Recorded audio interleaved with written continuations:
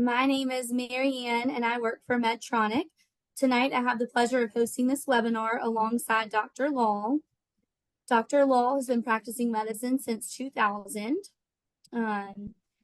He completed a combined BA and MD program at Boston University School of Liberal Arts and Boston University School of Medicine. He completed his internal medicine residency at McGaw Medical Center in Chicago, followed by a GI fellowship at Boston University Medical Center. He is a member of several groups and organizations, including the American College of Gastroenterology and the American Society for Gastrointestinal Endoscopy. He is accepting new patients and is pleased to offer first-class care to the Smyrna, Vinings, and Marietta areas. Tonight, Dr. Law is going to be speaking on fecal incontinence, also known as stool leakage, the causes and symptoms of that, as well as a therapy called InterStim that helps to treat those. As I mentioned earlier, I work for Medtronic, and that's the company that developed this therapy. So while you might not know the name Medtronic, you probably do know someone who has had a pacemaker, and that is what we're best known for. So in just a minute, I'm going to go ahead and pass the mic to Dr. Law. But before I do that, I want to make sure everyone knows your phones or computers were muted upon entry. If you have a question, please go ahead and type that into the Q&A portion at the bottom part of your screen. The chat function has been disabled, so you can't type anything there. If you have a question, please put it in that Q&A. All of your names will remain anonymous, and we're going to answer those questions following the presentation. Likewise, please go ahead and answer the anonymous poll question that is on your screen right now, and there will be one more at the end. And now, without further ado, let me welcome Dr. Law.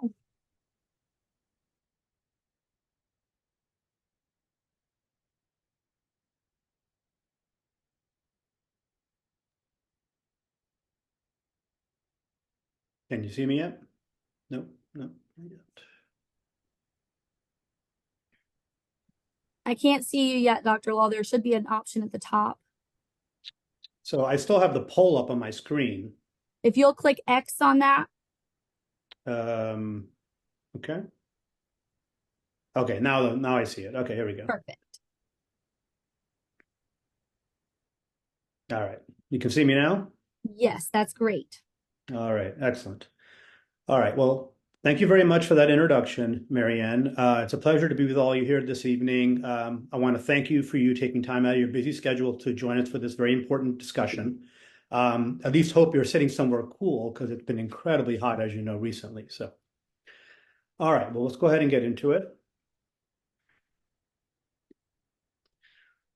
So here's a list of a few thoughts that many of you may have had at some point. Will I ever regain control? How can I possibly go on a date? Can I attend an outdoor celebration? Can I get a job? I'm afraid to leave home. The bathroom is always on my mind. It's embarrassing. Would it surprise you to know that more than half of the patients who have these thoughts and this condition that we're going to talk about tonight have not discussed it with a healthcare provider or a physician? There are many reasons for that, and we'll talk about that here shortly, but it is time for that to change because there are options available. So it's important for you to know that you're not alone. This condition can affect men and women of all ages. It's actually so common that it's estimated that 1 in 12 adults have this condition called fecal incontinence. That calculates out to about 21 million adults in the United States. Now, to put that into perspective, while you may not have heard of fecal incontinence or it's not a household diagnosis that's discussed, let's talk about two other things like, say, asthma and Alzheimer's. Everyone knows what those conditions are. They're extremely common, right? Well, it turns out that fecal incontinence is actually more common than those two better known diseases. So the question is why? Why is it that something is so common, there's little known about and there's little discussion about? Well, there's lots of reasons. So there's reasons on the provider side and there's reasons on the patient side. It's a very embarrassing condition, as I'm sure many of you can relate to. Patients often have to change their lifestyles. They have to change their diet. They have to sometimes change their regular daily function to try to avoid embarrassing situations. And this can lead to higher rates of embarrassment and depression and a lower quality of life. On the provider side, physicians aren't all that great about talking about this diagnosis either. So if you combine these two problems, That's the reason why, these are the reasons why this is not a highly discussed and ultimately diagnosed problem. Well, I think it is time for that to change. Now, one other important thing for you to understand is that fecal incontinence is not a normal part of aging. Some people may develop this condition and think to themselves, you know what, I'm getting older, I'm getting body aches more, I'm getting joint aches more, I can't move as well. And then this may come up and they just as an excuse say, oh, I'm getting older, it's not a big deal. And then they start planning activities around the bathroom. You start doing again, avoiding social circumstances, using pads or protective garments, all these things to kind of try to make the situation better or at least dealable. Well, in the end, it's not normal. And it's not a normal part of aging. And so if you have these problems, your body's trying to tell you something, and it's probably time to start listening. Now, in order to understand the problem with this disorder, it's important to understand the basics of why normal function happens. So normally in the digestive system, you eat something, food goes through your GI tract from your food pipe down into your stomach, gets broken up, small bowel is where the absorption of the nutrients happens. And then what ends up in the colon is generally waste, where water is absorbed and then solid material left is stool. Now, when it reaches the rectum, in the rectum, there's something called an anal sphincter. The anal sphincter basically is it's just this right here, like a circular sphincter that is used to control that opening. So when there's stool in the rectum, there are sacral nerves that stimulate the rectum. When the rectum gets distended, it sends a signal through the sacral nerve to the brain to tell the brain, okay, I need to eliminate the stool, so go ahead and relax the sphincter. So the sphincter relaxes, and then you're able to have a bowel movement. And then a signal is sent back when there's no longer distension to close the sphincter so you don't leak. So that's normal function. Now keep that in mind because we're going to come back to that when we talk about what the problems are with this disorder. So the good news is that there are treatments available to get you your life back. There's two main categories we're going to talk about: conservative treatments and advanced therapies. There are pluses and minuses to both categories, and we'll go through them. For conservative treatment, there are simple solutions that may help some patients and not others. It's all variable, but certainly should be tried first. So dietary modification. So patients may note that there are certain foods that cause their problems more often. They may have bigger problems with dairy products or spicy foods, just as an example. So they have to modify their diet. Sometimes you have to add fiber or add a fiber supplement, and that can help bulk up the stool and try to minimize having loose stools or leaking. Sometimes you have to do physical therapy as the next step. So there's something called Kegel exercises, which are designed to actually to strengthen your sphincter that's already weak, to try to get it stronger so that you have less likely events of leaking. Then there's bowel retraining called biofeedback. This is a more specialized physical therapy measure that it's best to go to somebody who's more specially trained in this, but they use various techniques to be able to retrain your bowels to try to leak less and be more regular and stay more on schedule as a way of trying to eliminate those events. And then ultimately, medications. So typically, as an example, antidiarrheals. You can use antidiarrheals to bulk up the stool, make it more solid and firm so it's less likely to leak. Problem with that is, though, it can cause constipation, so you could be trading one problem for another, but it can be effective for many patients. Now, for the advanced therapies, this is divided into two different categories as well. There's minimally invasive treatments and then surgical options. So minimally invasive treatments we're going to get to in a minute. That's actually the device that Medtronic makes. I'm going to first touch on surgical options. And again, like the conservative treatments, there are trade-offs for everything. So several options. One is called a post-anal repair, which is a technique where surgeons will tie certain muscles of the pelvis to the anal sphincter. There's been kind of variable responses to this in the literature, as well as variable sustained responses. Sphincteroplasty is where, remember what I described the sphincter being round. So when there's what we call a sphincter defect, imagine it being like this, where there's a gap where the muscles don't attach. So that allows this to not be able to be as tight as it's supposed to. So sphincteroplasty is a surgical procedure where the surgeon will reattach that and make that sphincter whole and stronger.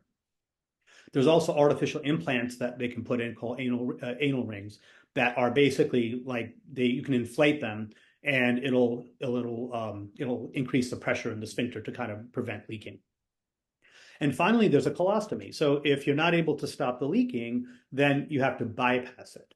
So essentially what that involves, for those of you who don't know what this is where it's commonly known as the bag, where you would basically detach the rectum from the anal sphincter and you would attach it to the abdominal wall, and then you'd have to have a bag that the stool actually empties out into that frequently would have to be changed.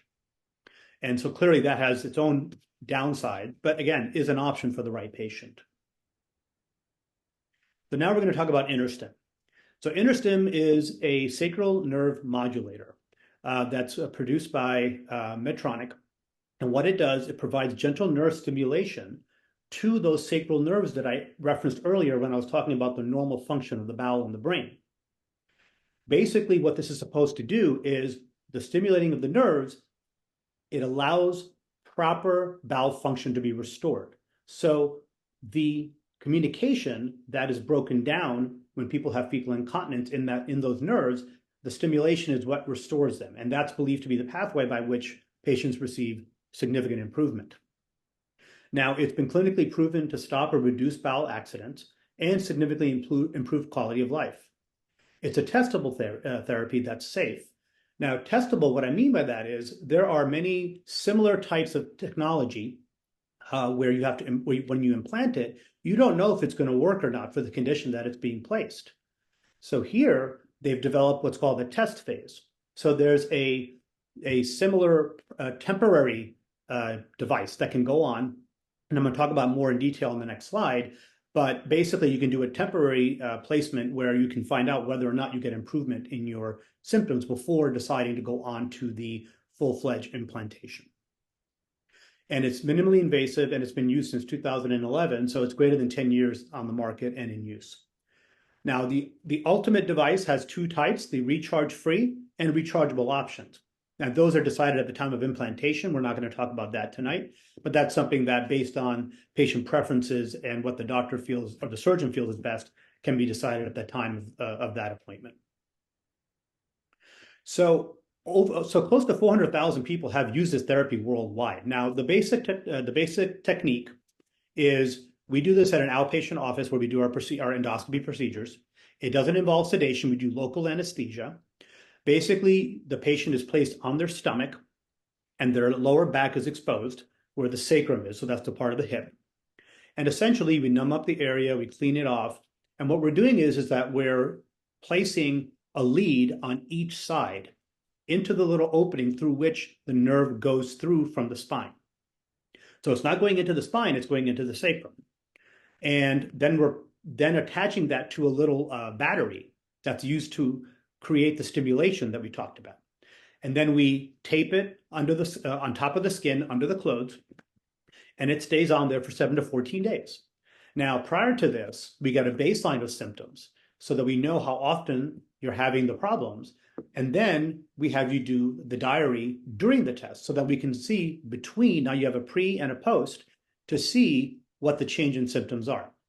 Generally speaking, you qualify for this if you have at least 2 episodes of either incontinence or urgency a week. And what we want to see during the test phase is at least a 50% improvement. So in summary, who makes a good candidate for this? A good candidate for Medtronic, for the InterStim device, is if you've had chronic fecal incontinence symptoms for at least 3 to 6 months, you've already tried the lifestyle changes, and also or possibly the oral medications, and have not had the desired results, and you still are having problems, then this is for you. The studies have shown that 89% of people who use this system have gotten long-term success. They've had significantly improved quality of life. They have less embarrassment and less depression. And as I mentioned earlier, it's safe and effective, and it's been in use for over 13 years. So those are the main things that I have to present about fecal incontinence and InterStim today. I will take any questions now.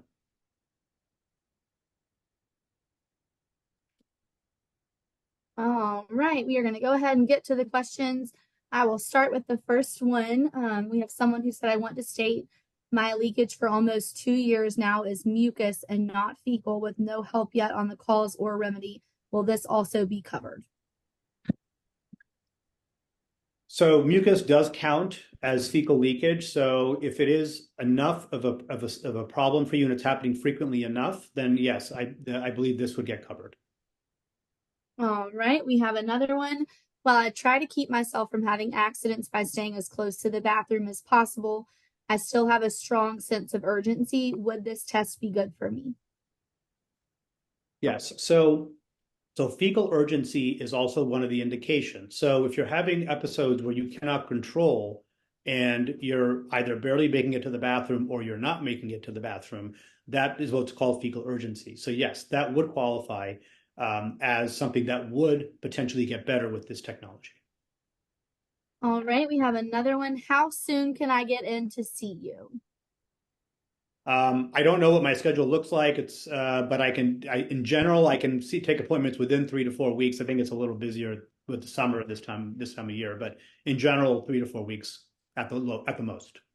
All right. Someone else said physical therapy and medications are too expensive and only work for a short time. Then my leakage comes back after several months. Would this be good for me? Yes, I mean, it sounds like you've tried the appropriate measures and you're not getting sustained response. So yes, I think you would be an excellent candidate. Okay, we have one more. Does insurance cover this procedure? Yes, insurance definitely covers this procedure. All right, another one. Will this help with pancreatic insufficiency? So pancreatic insufficiency is a different diagnosis. So unless there's independent issues with fecal incontinence or urgency, um, it's hard to say, but unless there's an independent diagnosis, I would be a little skeptical. It doesn't mean you can't have an overlap condition where you've got two reasons for that. So it may be worthwhile investigating if the pancreatic insufficiency has been treated maximally. All right. There's a question about MRIs. Will you be able to have an MRI if you get an implant for this? Excellent question. Yes, so this is a newer system. I think it was a couple of years ago. I think they started the new system, I believe. The older one was not. This one is MRI compatible. Awesome. Someone wants to know what the stimulation feels like. Can you describe that stimulation? Yeah, so generally speaking, I think different people feel it differently, but generally speaking, it feels like a little flutter. And it's one of those things where people, for the first maybe hour or so, patients feel a little funny because it's a new sensation, but you kind of get used to it and then you don't really feel it after that. All right. We have someone else who asks, will Medicare pay for this? I also have Medicare supplement. So the answer is yes. Awesome. Like the fast answers to some of these questions we're moving. Is this related to not having a gallbladder? Someone asked that question. So fecal incontinence specifically is not related to gallbladder having been removed. That's a different type of diarrhea. But again, as I mentioned earlier to the other person who asked about the pancreatic insufficiency, it doesn't necessarily mean that there's not two things going on, and it may warrant an independent investigation of the anal sphincter to decide whether this is something that would be helpful. All right. We had someone ask, physical therapy and medications are too expensive and only work for a short time. Then my leakage comes back after several months. Would this be a good option for me? I think we had this question. I think I answered that, but the answer is yes. You've tried the appropriate things, and yes. Awesome. All right. Well, as of now, we are coming to the end of the questions. So I'm going to let everyone, if you have any more, please go ahead and type them into the Q&A box. And we will try to get to them before we wrap this up. But as of right now, I just want to make a quick reminder. There's a poll on your screen, a new poll that has been launched on your screen. If you'll go ahead and answer that one, it's anonymous as well. And then Dr. Law's phone number for his office is right here on the screen. It is 678-741-5000. Or you can visit the website at gigeorgia.com to make an appointment. But really, there's so much uniqueness and everyone's body is different. So it's always beneficial to just make an appointment and meet with him one-on-one to discuss what's causing your symptoms, how long you've had them, what you've tried, and kind of find an option to get you back to living your life the way you want to. So, as of right now, I believe we have no more questions. So, we'll go ahead and end this out. Thank you all so much for joining us, and thank you to Dr. Law for hosting this webinar alongside Medtronic. We really appreciate your time and your partnership. Absolutely. Thank you for having me, and everybody enjoy your evening, and thank you for joining us.